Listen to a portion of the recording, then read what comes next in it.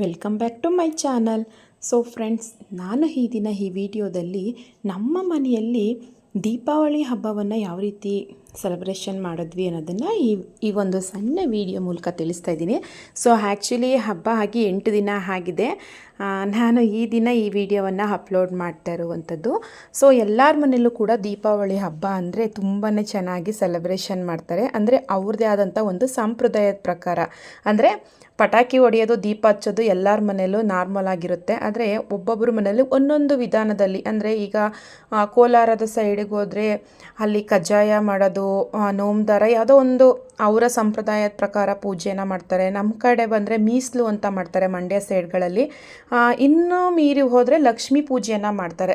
ಈ ಟೈಮಲ್ಲಿ ಧನಲಕ್ಷ್ಮಿ ಪೂಜೆಯನ್ನು ಮಾಡ್ತಾರೆ. ಸೊ ನಮ್ಮ ಮನೇಲಿ ಈ ಸಂಪ್ರದಾಯ ಏನೂ ಬಂದಿಲ್ಲ, ಬಟ್ ಈ ಲಕ್ಷ್ಮೀ ಪೂಜೆಯನ್ನು ಯಾರು ಬೇಕಾದರೂ ಕೂಡ ಮಾಡ್ಬೋದು. ಸೊ ಹಾಗಾಗಿ ಒಂದು 4 ವರ್ಷದಿಂದನೂ ಕೂಡ ನಾನು ಲಕ್ಷ್ಮೀ ಪೂಜೆಯನ್ನು ತುಂಬ ಸಿಂಪಲ್ಲಾಗಿ ಮಾಡ್ಕೊಂಡು ಬರ್ತೀನಿ. ಬಟ್ ಈ ಪೂಜೆ ಅಂದರೆ ನನಗೆ ತುಂಬಾ ಇಷ್ಟ.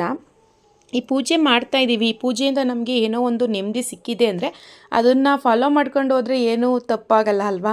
ಹಾಗಾಗಿ ನಾನು ವರ್ಷನೂ ಕೂಡ ಧನಲಕ್ಷ್ಮಿ ಪೂಜೆಯನ್ನು ಮಾಡ್ತೀನಿ.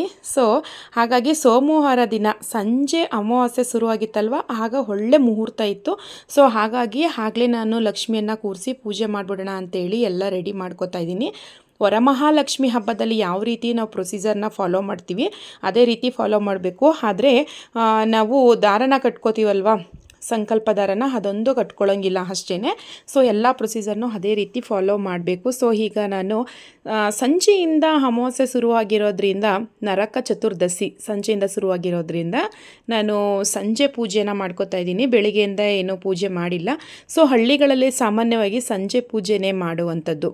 ಸೊ ಹಾಗಾಗಿ ಈಗ ಎಲ್ಲ ರೆಡಿ ಮಾಡಿಕೊಂಡು ಪೂಜೆ ಎಲ್ಲ ಮಾಡ್ತಾಯಿದ್ದೀನಿ. ಈ ಪೂಜೆ ಕುಬೇರ ಯಂತ್ರ ತುಂಬ ಬಹುಮುಖ್ಯವಾದಂಥ ಒಂದು ಪಾತ್ರ ವಹಿಸುತ್ತೆ ಅಂತಲೇ ಹೇಳ್ಬೋದು. ಸೊ ಇದೆಲ್ಲ ಇಷ್ಟೊಂದು ಪಾಲಿಸ್ತಾರಲ್ಲ ಅಂತ ಅನ್ಕೋಬೋದು.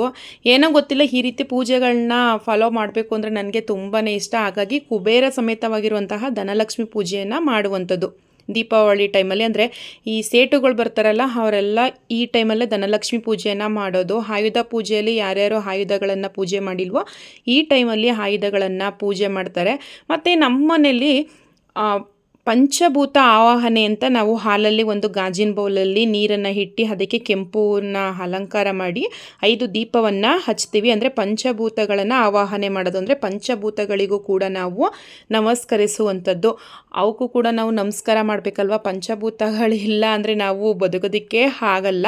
ಸೊ ಪಂಚಭೂತಗಳು ಯಾವ್ಯಾವು ಅಂತ ನಿಮಗೆ ಗೊತ್ತಿರುತ್ತೆ ಅಂತ ನಾನು ತಿಳ್ಕೊತೀನಿ. ಸೊ ಮೊದಲನೇ ದಿನ ಸಿಂಪಲ್ ಐತೆ, ಯಾಕಂದರೆ ನಾನು ವರ್ಷನೂ ಕೂಡ ಸ್ಯಾರಿ ವೇರ್ ಮಾಡಿಕೊಂಡು ನಮ್ಮ ಹಿಂದೂ ಸಂಪ್ರದಾಯದಂತೆ ನಾನು ಪೂಜೆನ ಮಾಡ್ತಿದ್ದೆ. ಸೊ ಈ ಸರಿ ಆ ರೀತಿ ಆಗಲಿಲ್ಲ. ಯಾಕಪ್ಪ ಅಂದರೆ ಎದು ಲಡ್ಡು ಇಬ್ಬರು ಕೂಡ ಹುಷಾರು ತಪ್ಪಿರೋದ್ರಿಂದ ಈ ಕಡೆ ಪೂಜೆನೂ ಮಾಡಬೇಕು, ಈ ಕಡೆ ಮಕ್ಕಳನ್ನು ನೋಡಬೇಕು ಅಂದರೆ ಎಲ್ಲನೂ ಆಗಲ್ಲ ಅಂಥೇಳಿ ಸೊ ಡ್ರೆಸ್ ಹಾಕ್ಕೊಂಡೇ ಪೂಜೆ ಮಾಡೋಣ ಅಂಥೇಳಿ ಫೈನಲಿ ಒಟ್ಟಿನಲ್ಲಿ ದೇವರಿಗೆ ಯಾವುದೇ ರೀತಿಯಲ್ಲೂ ಕೂಡ ಕಮ್ಮಿ ಆಗಬಾರ್ದು, ಮಕ್ಕಳನ್ನು ಕೂಡ ನೀಟಾಗಿ ನೋಡ್ಕೋಬೇಕು ಅನ್ನೋದೇ ನನ್ನೊಂದು ಪಾಲಿಸಿ ಆಗಿತ್ತು. ಸೊ ಹಾಗಾಗಿ ನಾನು ದೇವ್ರ ಮನೆಯಲ್ಲಿ ನೀಟಾಗಿ ಎಲ್ಲ ಅಲಂಕಾರ ಮಾಡಿ ದೇವ್ರಿಗೂ ಕೂಡ ತುಂಬ ಶ್ರದ್ಧೆಯಿಂದ ಪೂಜೆ ಎಲ್ಲ ಮುಗಿಸ್ದೆ.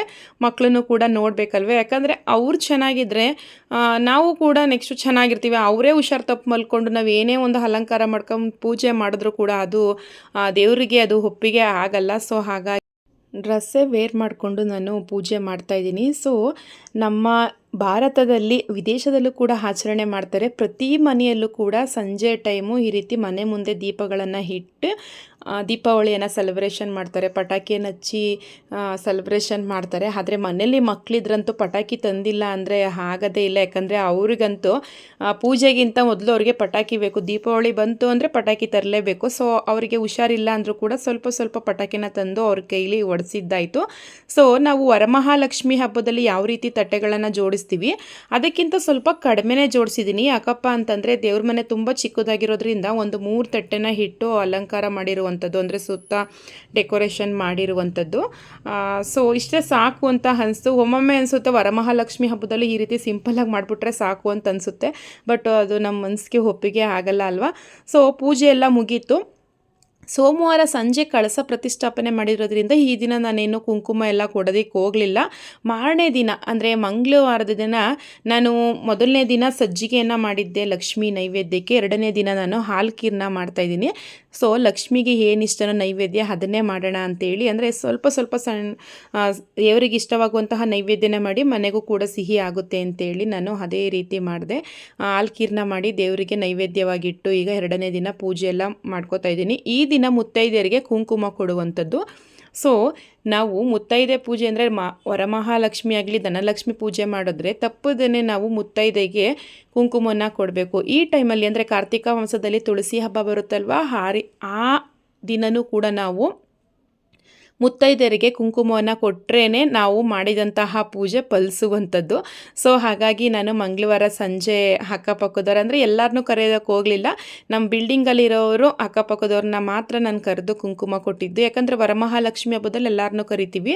ವರ್ಷದಲ್ಲಿ ನಾನು ಒಂದು 4-5 ಸಾರಿ ಕುಂಕುಮ ಕರಿತಾನೆ ಇರ್ತೀನಲ್ವ. ಸೊ ಹಾಗಾಗಿ ಒಂದು 9 ಜನನ ಕರೆದ್ರೆ ಸಾಕು ಅಂತೇಳಿ ಅಷ್ಟು ಜನನ ಮಾತ್ರ ಕರೆದು ಕುಂಕುಮನ ಕೊಟ್ಟೆ.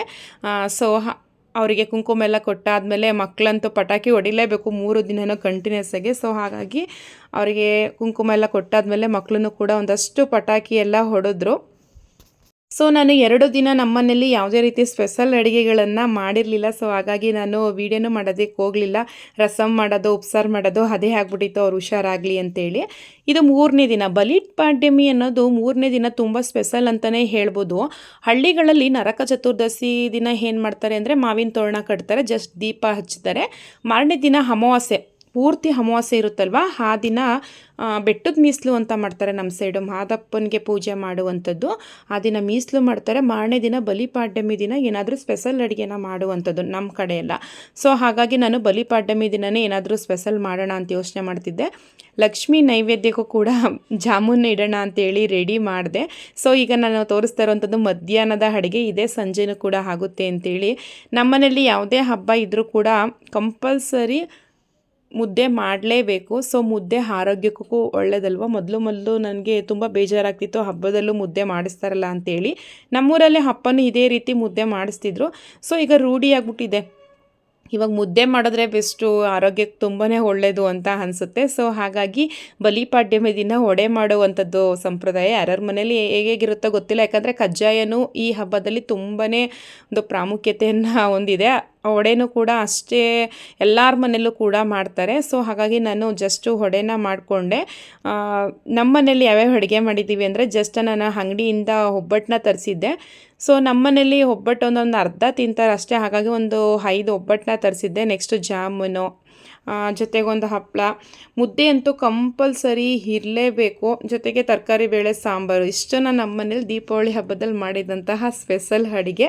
ಸೊ ಫ್ರೆಂಡ್ಸ್, ನಾನು ನಮ್ಮ ಮನೆಯಲ್ಲಿ ದೀಪಾವಳಿ ಹಬ್ಬನ ಸಿಂಪಲ್ಲಾಗಿ ಯಾವ ರೀತಿ ಸೆಲೆಬ್ರೇಷನ್ ಮಾಡಿದೆ ಅಂದರೆ, ಸೆಲೆಬ್ರೇಷನ್ ಅಂದರೆ ಪೂಜೆ ಮಾಡೋದು, ಪಟಾಕಿ ಹೊಡೆಯೋದು ಅಷ್ಟೇ ನಾನು ಸೆಲೆಬ್ರೇಷನ್ ಅಂತ ಮಾಡೋದು. ಸೊ ಹಾಗಾಗಿ ಸಿಂಪಲ್ಲಾಗಿ ಪಂಚಭೂತ ಆವಾಹನೆ ಅದನ್ನು ಕೂಡ ನಾನು ತೋರಿಸ್ದೆ ನೋಡಿ. ನನ್ನ ಮಗ ಒಂದು ವಿಡಿಯೋದಲ್ಲಿ ನೋಡಿದ್ದ, ನೀರೊಳಗಡೆ ಒಂದು ಡ್ರಾಪ್ ಎಣ್ಣೆನ ಹಾಕಿ ಅದರೊಳಗಡೆ ಬತ್ತಿ ಇಟ್ಟು ಹಚ್ಚಿದ್ರೆ ಹತ್ತುತ್ತೆ ಅಮ್ಮ, ಟ್ರೈ ಮಾಡ್ತೀನಿ ಅಂತ ಹೇಳ್ದ. ಬಟ್ ಅದು ತುಂಬ ಚೆನ್ನಾಗಿ ಹತ್ಕೋತು. ತುಂಬ ಅಂದರೆ ತುಂಬಾ ಖುಷಿ ಆಯಿತು. ಏನೋ ಒಂದು ಅಂದರೆ ಅವನು ವಿಡಿಯೋದಲ್ಲಿ ನೋಡಿ ಜಸ್ಟ್ ಟ್ರೈ ಮಾಡ್ದೆ. ದೀಪ ಒಂದು 5 ಮಿನಿಟ್ಸ್ ಉರಿತು ಅಂತ ಅನಿಸುತ್ತೆ. ಬಟ್ ಅವನಿಗೂ ಕೂಡ ಖುಷಿ ಆಯ್ತಲ್ವ. ಈ ವಿಡಿಯೋ ಬಂದು 3ನೇ ದಿನದ ವಿಡಿಯೋ. ಬಲಿಪಾಡ್ಯಮಿ ದಿನ ನಾನು ಮಕ್ಕಳು ಸ್ವಲ್ಪ ಹುಷಾರಾದ್ರಲ್ವ, ಇವತ್ತಾದರೂ ಸ್ಯಾರಿ ಹಾಕ್ಕೊಂಡು, ಯಾಕಂದರೆ ಅಮ್ಮನವ್ರನ್ನ ಇವತ್ತು ಕದಲಿಸ್ಬೇಕು, ಹಾಗಾಗಿ ಸ್ಯಾರಿ ಹಾಕ್ಕೊಂಡು ಅಮ್ಮನವ್ರಿಗೆ ಪೂಜೆ ಮಾಡಿ ಲಾಸ್ಟಲ್ಲಿ ಕೆಂಪಾರತಿಯನ್ನು ಮಾಡಬೇಕು. ಸೊ ಹಾಗಾಗಿ ದೇವಿಗೀಗ ಕೆಂಪಾರತಿಯನ್ನು ಮಾಡ್ತಾಯಿದ್ದೀನಿ. ನೀವು ಇಲ್ಲಿ ನೋಡ್ತಾ ಇರ್ಬೋದು. ನಾವು ಯಾವುದೇ ಒಂದು ದೇವ್ರನ್ನ ಪ್ರತಿಷ್ಠಾಪನೆ ಮಾಡಿದ್ದೀವಿ ಅಂದರೆ ಲಾಸ್ಟಲ್ಲಿ ಕೆಂಪಾರತಿಯನ್ನು ಮಾಡಿ ದೇವರಿಗೆ ಬೀಳ್ಕೊಡುವಂಥದ್ದು. ಸೊ ಹಾಗಾಗಿ ನಾವು ಮೊದಲನೇ ದಿನ ನಾವೇನು ಸಂಕಲ್ಪ ಮಾಡ್ಕೊಂಡಿದ್ವೋ ಕೊನೆ ದಿನವೂ ನನಗೆ ಈ ರೀತಿ ಒಂದು ಕೆಲಸ ಆಗಬೇಕು ಅಂತ ಕೇಳಿಕೊಂಡು ದೇವರಿಗೆ ಕೆಂಪಾರತಿಯನ್ನು ಮಾಡಿ ದೇವ್ರನ್ನ ಹಲ್ಗಾಡಿಸ್ಬೇಕು. ಅಲ್ಲಿಗೆ ಪೂಜೆ ಸಂಪೂರ್ಣ ಆಯಿತು ಅಂತೇಳಿ.